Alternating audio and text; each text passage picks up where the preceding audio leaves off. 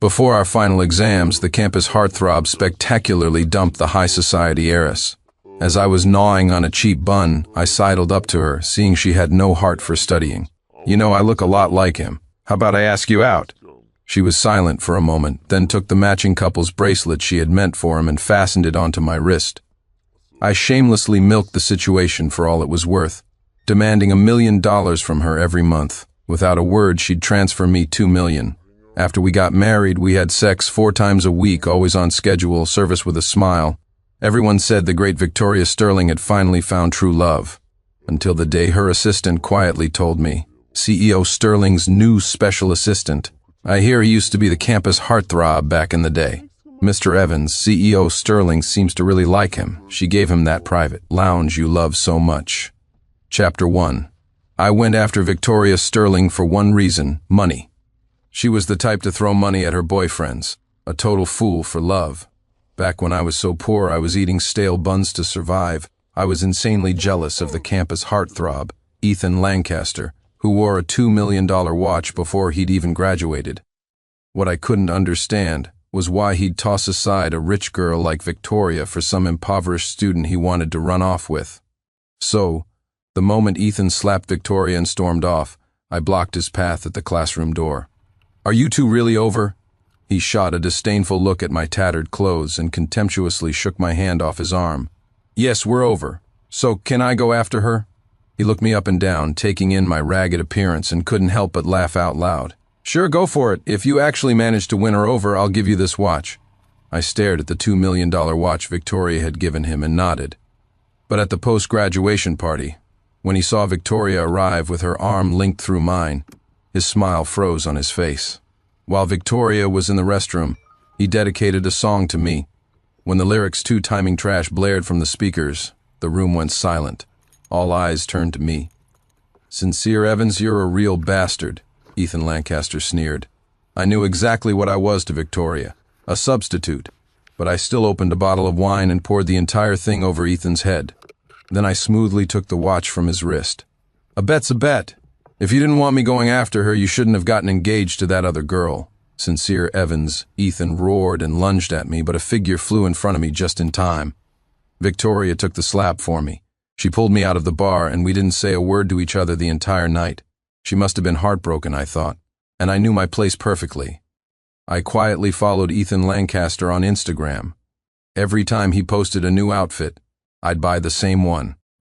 I'd wear it on our next scheduled night together. And every time, when she saw me dressed in Ethan's style, the look in her eyes was an indecipherable mix of emotions. I knew she was secretly following Ethan, too. Every time she looked at me, it was like she was looking at the man she used to love. My best friend Leo was furious on my behalf. After all, I was her husband. But I thought it was great. I'd ask for $1 million a month and she'd give me 2. I pushed my luck and asked for $3 million. She sent me 5. With a life like this, who needs love? I was born into a family with neither love nor money. I would seize any chance to make a buck, no matter how shameless. As long as Victoria Sterling was still interested in me, I was going to do my part. On our first anniversary, Ethan updated his Instagram. He'd gotten a skull tattooed on his neck. The pain was so intense I nearly bit through my teeth, but after 10 hours, I had a matching tattoo on my own neck. When Victoria came out of the shower and saw the tattoo peeking out from under my purple shirt, the hand drying her hair froze. "What's wrong? You don't like it? Don't do this again." She showed no interest in my skull tattoo. "And throw out all your purple clothes." My heart sank. Purple was Ethan's favorite color. Was she tired of me imitating her old flame? It seemed my time as a stand-in was coming to an end. I mean, it must have hurt. She flicked my forehead. "From now on, I'll give you plenty of money, even if you don't imitate him." The next day, the housekeeper removed all my purple clothes. I never liked purple anyway. The housekeeper filled my closet with black clothes instead. I ran my hand over the exquisitely tailored fabric. Could it be? Did Victoria know that I liked black? But if I stopped imitating Ethan, what would happen to my job as his substitute? So I decided to test the waters. I asked Victoria for $8 million. She gave me an unlimited black card, a custom-designed one for couples. While checking out a car show with Leo, he asked curiously, Didn't you say you were going to take the money and run after 5 years? It's almost been 5 years. When are you planning to divorce her? I stared at the baby clothes in a shop window, lost in thought. Chapter 2. I was Victoria Sterling's stand-in for 5 years, so I have no idea what loving someone is supposed to look like. I just remember, before my mother left with another man, the thing she did that made me happiest was making me a little rabbit out of woven grass. I found some yarn and tried to knit a rabbit. My hands were covered in bloody pinpricks from the needles. After several failed, ugly attempts, I finally made a decent one, but it seemed Victoria wouldn't need it anymore, because on our scheduled night she was half an hour late and still not home. I fell asleep waiting on the sofa. I was woken by a kiss. I'm sorry, a client added a last-minute clause. I got back late. Victoria sat on my lap, wrapping her arms around my neck and kissing me passionately. For the first time, I pushed her away. When are you planning on divorcing me? Her breath caught. What are you talking about? I looked at her. I know he's back. You even gave him my favorite, lounge. I checked. My access has been revoked. Her body tensed. Victoria, don't get me wrong. I won't cling to you. I won't even ask for much in the settlement. Just give me... She had already picked up her phone, her tone colder than I'd ever heard it. Special assistant?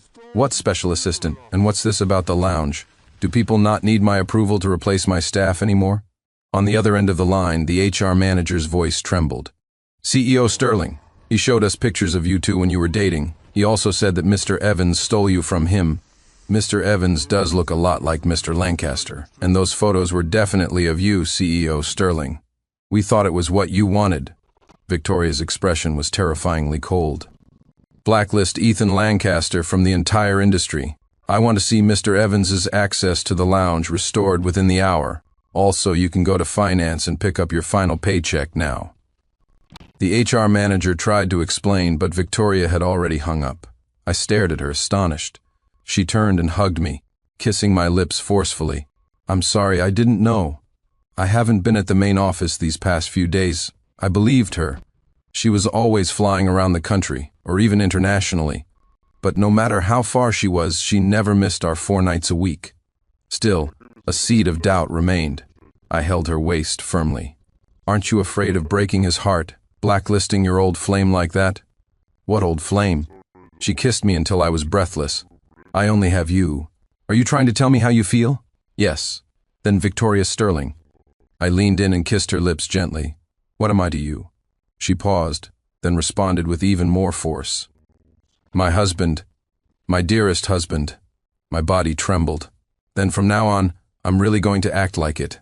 That's how it should have always been. That night, I held her by the waist, and we didn't sleep a wink. Chapter 3. My crafting skills had improved. I unraveled the old rabbit and re-knitted it into a bigger, cuter one. But then Leo sent me a video.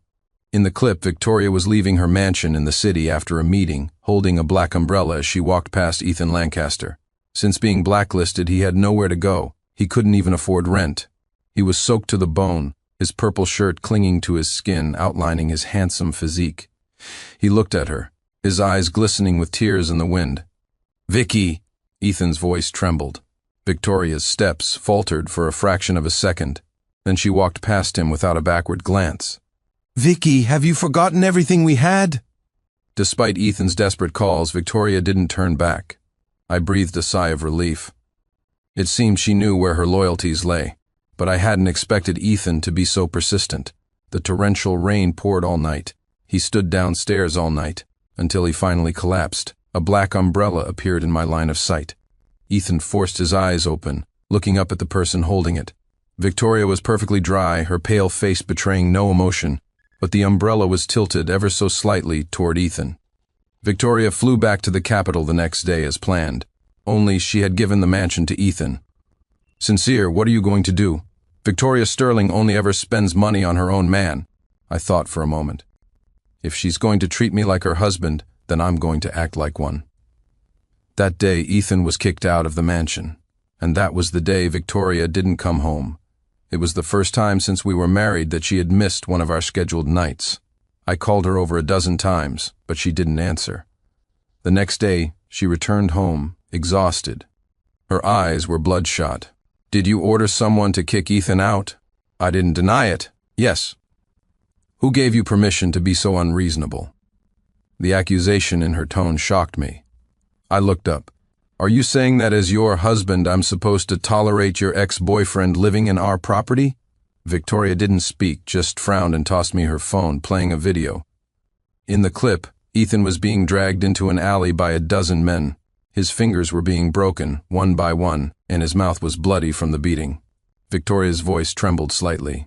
If I hadn't gotten there in time, Ethan would have thrown himself into the river by now. I watched the video with cold eyes. What do you want me to do? Go to the hospital and apologize to Ethan, Victoria Sterling. I pushed the phone back to her. I will not apologize to the other man. The other man? Victoria seemed surprised I'd used that word. A sneer I'd never seen before touched her lips. If we're getting technical, aren't you the other man?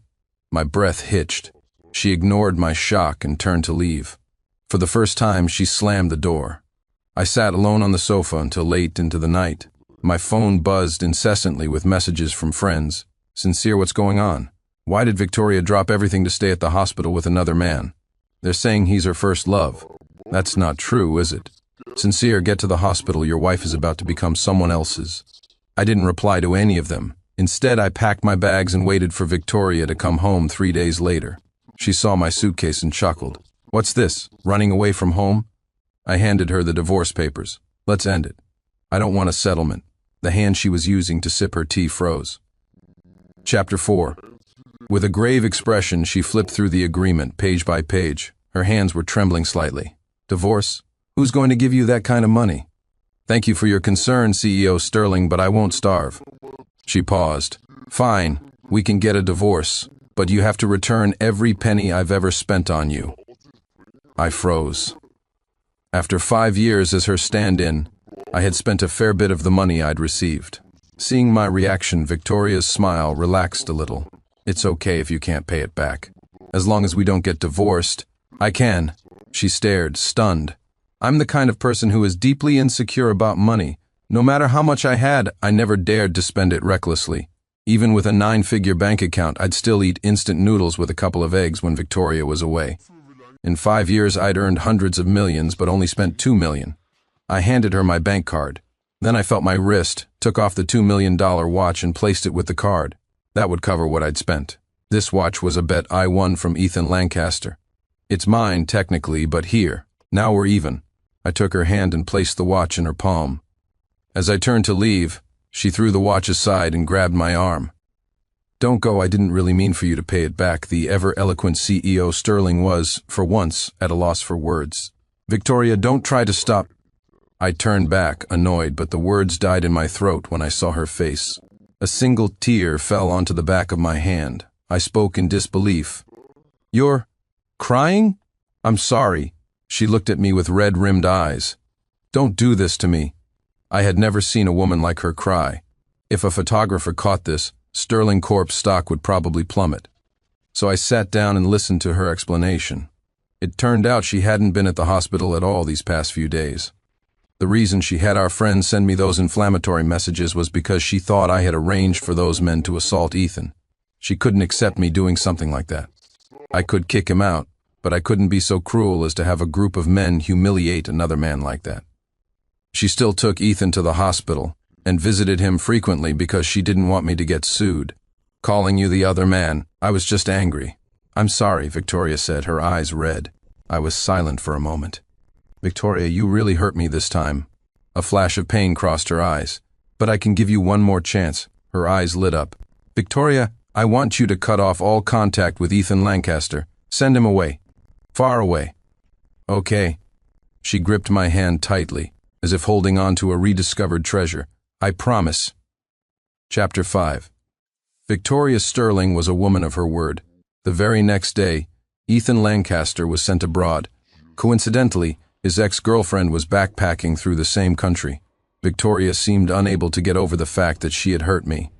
Her confidant, Eleanor, secretly let me in on a piece of news at this weekend's press conference. CEO Sterling was going to publicly announce her significant other. Victoria and I were secretly married. As her stand-in, I had never seen any issue with that arrangement, but now I was filled with anticipation for this public announcement. During our scheduled nights that week, she was more insatiable than ever. Afterward, she would cling to me tightly. "There's a press conference this weekend. I want you to come with me." I smiled, pretending I didn't know. "Okay." On the weekend, I arrived at the venue as planned. Victoria's special assistant, Eleanor, led me to a seat in the front row. The spotlight would hit me perfectly there. The reporters were already assembled, their cameras ready. Everyone wanted to know who the husband that CEO Sterling had kept hidden for so many years really was. Eleanor handed me a bouquet of roses, my favorite, Bulgarian reds. The petals were still glistening with dew. They had clearly been flown in. Amidst the palpable anticipation, Victoria Sterling made her entrance. Standing below the stage, I watched as her eyes landed on me, a suggestive smile playing on her lips. She looked right at me as she brought the microphone closer. "My other half is the boy I fell in love with at first sight in high school." Love at first sight? I froze. The curtains behind her were drawn back. The roses were taken from my hands and given to another man. "He is my first love, Ethan Lancaster." Chapter 6. I stared in shock as the languid man, dressed in a casual purple suit, walked slowly onto the stage. The spotlight wasn't on me. It was illuminating him, the rare purple flower. The man who was supposed to be halfway across the world wore a triumphant little smile.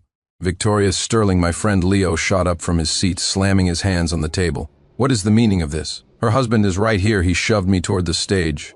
Victoria's gaze swept past me. Her smile turned cold. "Do I really have to expose what you did in front of the media for you to finally give up? What are you talking about?" My voice trembled as I looked at her. Ethan's eyes immediately reddened. A flash of pity crossed Victoria's face. The next second, the large screen behind them displayed images of Ethan in Northern Europe, disheveled and being beaten and humiliated by a group of white men. "Sincere Evans." Victoria looked down at me. "I already sent him away like you asked. Why did you still have to be so ruthless?" Chapter 7. The conference hall erupted. "He hired people to assault CEO Sterling's friend? How audacious." "Wait, what did that other guy just say?" "That this is CEO Sterling's husband. But didn't she just announce the guy in purple?" An entertainment reporter immediately sensed a story. "Something's not right. If the man in black is her husband, then the man she just announced is the other man exactly, and CEO Sterling just said she sent the man away at the black-suited man's request. Why would she listen to him if he wasn't her husband?" Victoria cut through the noise. "Everyone, I need to clarify something. Mr. Lancaster is not the other man." Her eyes fell on me. "This gentleman, Mr. Evans, is." With that, a series of photos appeared on the screen. They were all intimate memories from her time dating Ethan. At an amusement park, while Victoria was busy making a peace sign for the camera, Ethan leaned down and took a bite of her ice cream. On a roller coaster, a terrified, screaming Victoria had her eyes covered by a laughing Ethan. In a classroom, the moment Victoria stole a glance at Ethan was the exact moment he snapped a photo. Scene after scene of sweet, youthful memories transported everyone back to their teenage years. Many reporters, recalling their own pasts, covered their mouths. "Oh my God, that's so sweet. It reminds me of my first love." It seems no matter how much time passes, you never forget your first love. You can see it in her eyes. CEO Sterling is so in love. If it was so good, why did they break up? Ethan took the microphone. "Before our final exams, Vicky and I had a small fight. Mr. Evans took that opportunity to confess his feelings to my girlfriend. We were both angry at each other. By the time I wanted to make up, I saw him kissing my girlfriend."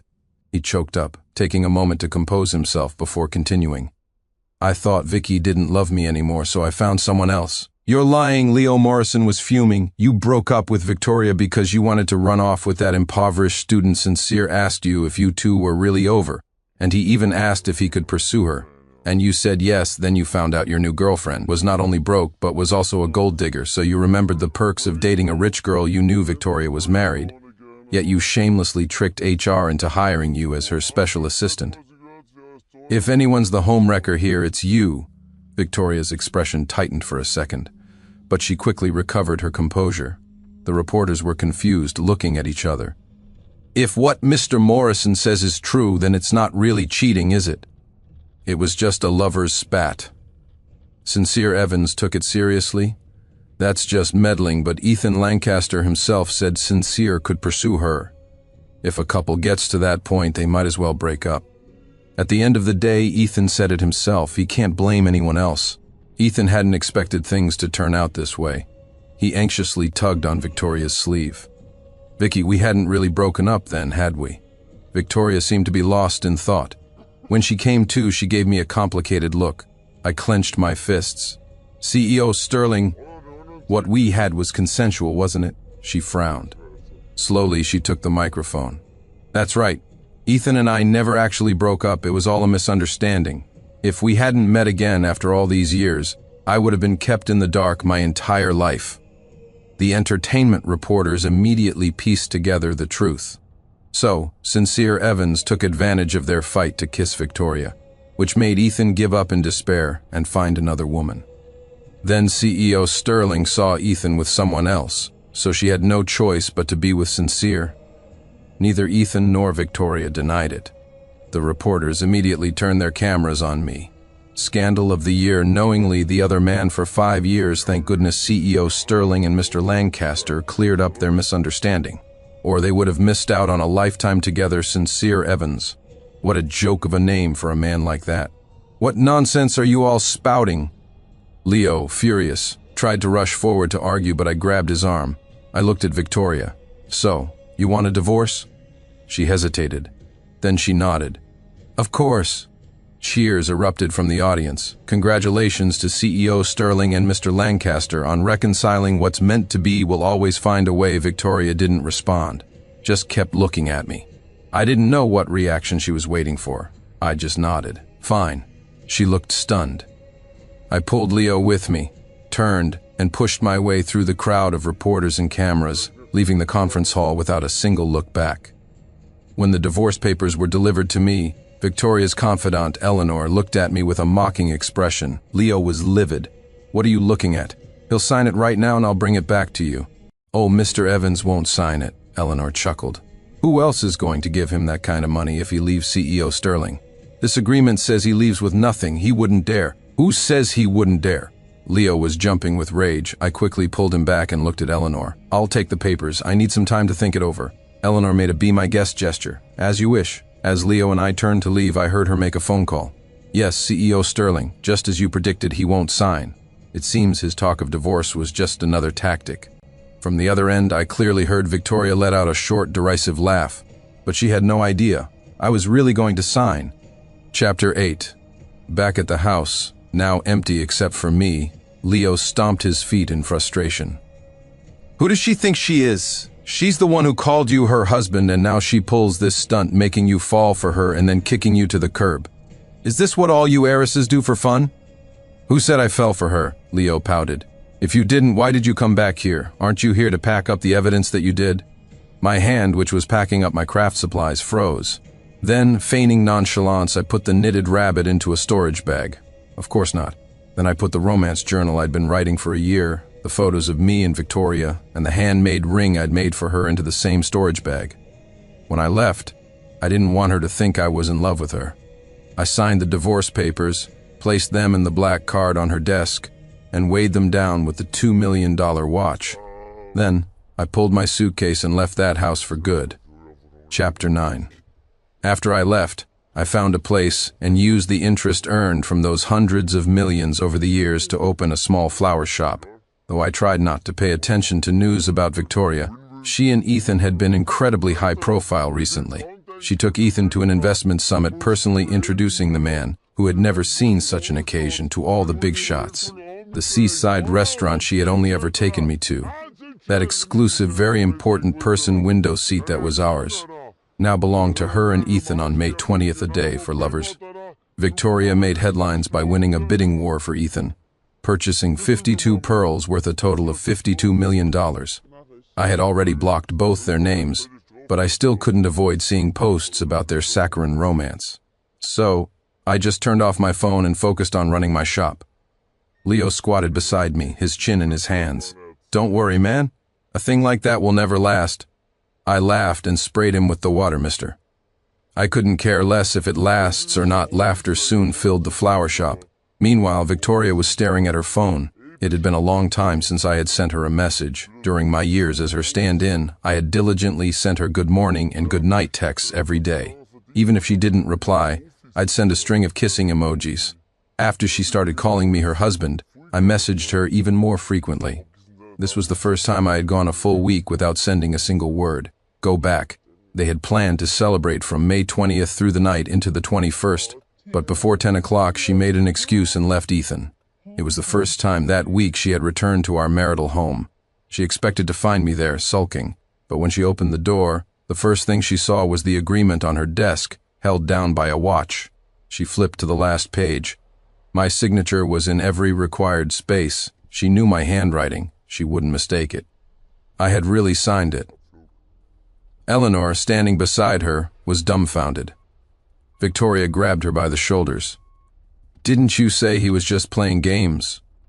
Why did he leave the card in the watch?" I don't understand either." Eleanor stared blankly at the black card I'd left on the desk. "Mr. Evans shouldn't have been able to let go of all that. Find him." Victoria's voice was hoarse. "Search the capital and the surrounding cities. Get the team in the port city moving too. Check planes, trains, everything. I need to know where he went." "Yes, but CEO Sterling," Eleanor couldn't help but ask, "do you want this divorce or not?" Victoria froze. Chapter 10. I was in the back garden tending to the soil when someone suddenly appeared behind me. "Leo, hand me the watering can, will you?" I waited a moment, but the person behind me didn't move. Confused, I started to turn, only to be shoved against the wall. "You'd rather be here planting flowers than be with me? What are you doing here? Isn't it May 21st? I left you the divorce papers. Who told you to actually sign them?" Her breathing was unsteady. "I never wanted you to leave me. If I had known you would really sign, I never would have used that to test you." "Test me?" I was stunned. She clutched the front of my shirt. "I was just angry. After all, you did something so awful to Ethan. I understand you were jealous, but your methods were just vile. I only wanted to teach you a lesson. I never thought about actually divorcing you." I stared at her in shock. "Why would you think that divorce is an acceptable way to teach someone a lesson?" "Because I knew you'd never really let go." Her eyes reddened. "I know you only see me as your sugar mama. Sometimes you act up to get more money, but you went too far that time, so when you used divorce as a tactic again, I decided to play along instead of indulging you." Suddenly I laughed. A slap landed squarely on Victoria's face, delivered by Leo, who had just returned from a supply run. "You're the one who's acting up. You and Ethan are both playing games. If Sincere was really playing games, why would he have left the black card for you? If he really saw you as just a sugar mama, he would have gone through legal channels to get his half of the marital assets." Victoria's body went rigid. She looked at me with surprise. It seemed that only now did she realize this detail. "Hubby, is that true?" There was a glimmer of hope in her eyes, but I just laughed. "How about this? Give me 2/3 of your net worth and I'll come back with you." The hope in her eyes died. She looked down and let out a soft, bitter laugh. "I see. You're still the same person you always were. Come back or don't, it's up to you." With that, she turned and walked away. Chapter 11. Victoria was certain that I would eventually come back. After all, I had only ever been in it for the money. Without her, who else would give me so much? But I left with Leo. She waited a long time, but I never returned. Finally, she couldn't stop herself from going back to the flower shop. But it was empty, abandoned. In a pile of debris, one storage bag caught her eye. She opened it. Inside, a cute, soft yarn rabbit looked perfect for cuddling to sleep. A black-covered journal fell out. It had an old-fashioned combination lock. She tentatively entered my birthday. Wrong. Then, with a sense of disbelief, she entered her own birthday. Click. It opened. She stared at the journal, unable to believe it. June 12, 2017, I met a super-rich, love-brained girl. This is great, Sincere. You're never going to go hungry again. May 23, 2019. Leo asked if I felt pathetic imitating another man. Pathetic? I used to starve. Now I can have a feast whenever I want. What's a little acting? April 3, 2021, married? She actually married me? What if Ethan Lancaster comes back? Hasn't she just burned her own bridges? No, I have to make as much money as I can, fast. If Ethan comes back, I won't get another cent. June 11th, 2021. Oh no! Am I falling in love with my sugar mama? But could she be in love with me too? After all, I stopped imitating Ethan. How do you even show someone you love them? Besides Leo, I don't really have anyone close. My mom just saw a documentary about tigers after I was born and gave me my name, Sincere. But Before she left with that other man, she did make me a rabbit out of woven grass. I guess that's love, right? July 22nd, 2021. My hands are all cut up. Loving someone is really hard. April 16th, 2022, I finished the knitted rabbit. I also made a handmade ring for her, but I was played for a fool. She doesn't love me at all, Victoria Sterling. You lied to me. I'm done with you. Victoria clutched the knitted rabbit, her mind reeling from what she had just read. At the very bottom of the bag lay a tarnished silver ring. It was crudely made, but with extraordinary care. Inside the band, her English initials, fifths, were engraved. After them was a small heart, followed by the initials S.E. Sincere. Her breathing grew ragged. Where are you? CEO Sterling, CEO Sterling. Her assistant ran over, panting, phone in hand. Mr. Evans. What about him? Victoria shot to her feet. We just found out. The thugs that attacked Mr. Lancaster in Northern Europe. They were hired by Ethan Lancaster himself. Mr. Evans was framed. The knitted rabbit was crushed in Victoria's grip. Chapter 12. The 5 years I spent with Victoria Sterling weren't for nothing. The business acumen I learned from her allowed me to build my own little empire in the port city with Leo. It wasn't as big as Victoria's company, but I never had to worry about food or shelter again. I could buy whatever I wanted, whenever I wanted. But just as my life was taking off, a massive investment was injected into my company. I had no choice but to meet with the investor, only to see a familiar ring on her hand. The ring was crudely made and clashed horribly with her couture outfit. I stared at the woman before me and froze. Miss Sterling. We were alone in the conference room. She looked at me, her eyes suddenly filled with an emotion I couldn't comprehend. The next second, she pulled me into a fierce embrace, her passionate kiss crashing onto my lips, as if years of repressed feelings were erupting all at once. I pushed her away forcefully, but she clung to me relentlessly. Her voice trembled. I was wrong. Come back.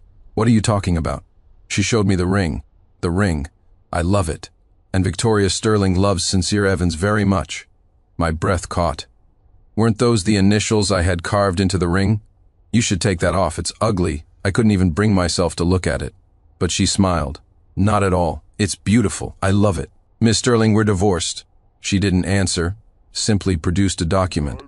A property transfer agreement? My eyes widened. She nodded. You said before that if I gave you 2/3 of my fortune, you would come back. Now I'm giving you everything. I thought I had misheard. Are you insane?